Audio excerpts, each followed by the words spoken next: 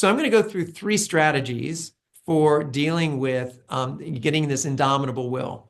It's a Venn diagram, but I'm going to go through these 3 things. The first one is what helps you break through with that indomitable will is reminding yourself of the big why.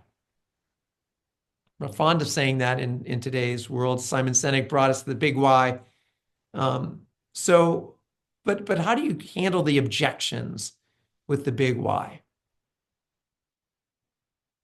And I just told this story this morning to another group, but I'll tell the story here. I was at my client, I guess I can say the client now, is Air Canada in Winnipeg. And I had an open role. You guys are familiar with this kind of world. So I had an open role for, I was a manager at the time. I was a new manager at the time. And I had an open role for consultant. And it was Air Canada, so it was airlines related. And I was sitting there, and this is a long time ago, but I was sitting there at the desk, and I got a call in the evening, and I picked up the phone. We didn't have cell phones then, so it was a wire phone. So I picked it up. You guys know what that is.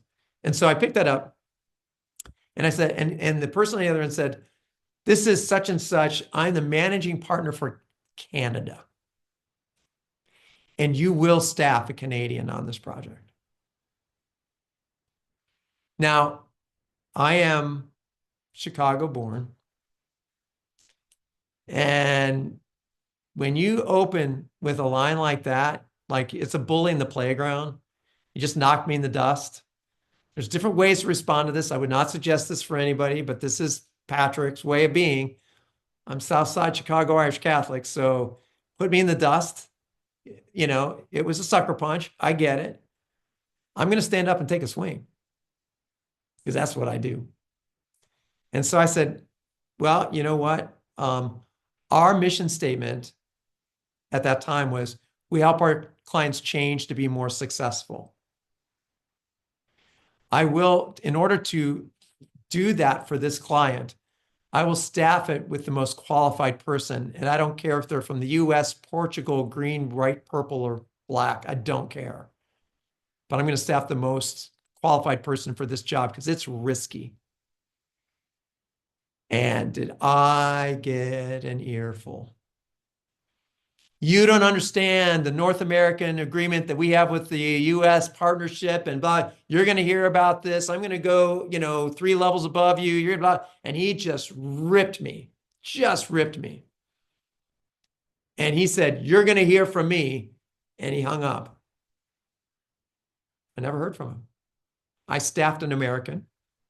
She was a flight attendant with a master's degree in organization development. I mean, she was like perfect for the role. Never heard from him. Why? My view of this with the big why is because I quoted the mission statement of the company.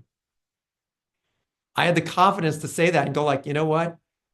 If this gets up the ranks, the CEO will have to back me. They'll have to back me.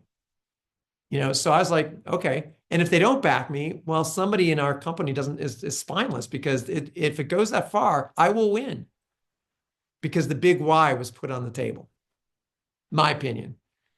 Hopefully you guys have had some situations like that, but sometimes it's that big why is what you need to break through the blockers and the barriers, the scary stuff. And having this shortest path to the big why sometimes is the best answer. Is this making sense for you guys?